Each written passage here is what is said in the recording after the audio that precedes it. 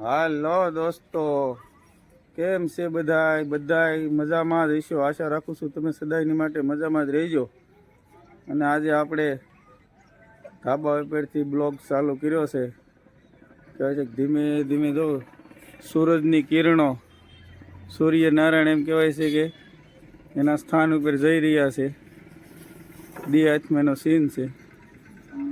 આ સામેનો રૂમ છે એ મારો છે.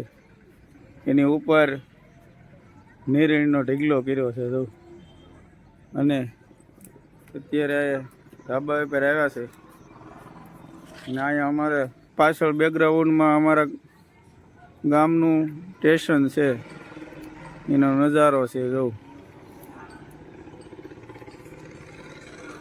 આખું અમારું ગામ ને આ જે કહેવાય છે કે ધજા દેખાય છે, આ ધજા એ અમારા ગામનું શિવ મંદિર છે.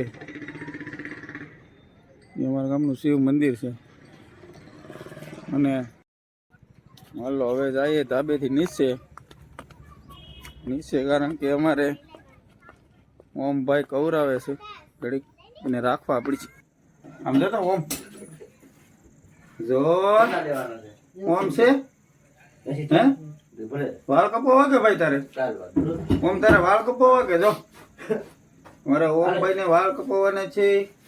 કપાવા હા હાલો ઓમભાઈ ને વાળ કપાવાના છે.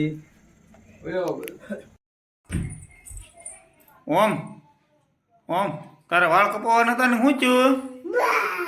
ભા થઈ ગયું? હા ઓમભાઈ છે ને વાળ કપાવાના હતા ઓમભાઈ ને. બાબરના હાથમાં કાતર ભાળી ગયો ને એ કે નથી કપાવવા. પછી એમ પપ્પા દીકરો વહી આવ્યા ઘરે આવી ગયા. અને ઓમભાઈ તો પછી એનું કામ ચાલુ કરી દીધું રમવાનું. એ શેટીને ઉપર રમે છે. ગાદલું અમે નાખી દીધું નીચે દાદો દીકરીએ. અહીંયા અમારે ધારવી બેન રમે છે. તો ધારવી કેમ ખોલી નાખ્યું બેટા? હે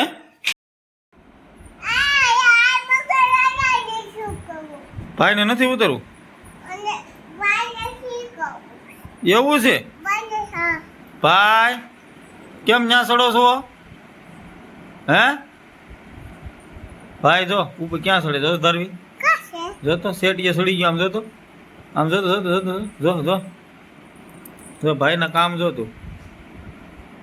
ભાઈના કામ જો. ઓમ ત્યાં નો સડે ભાઈ.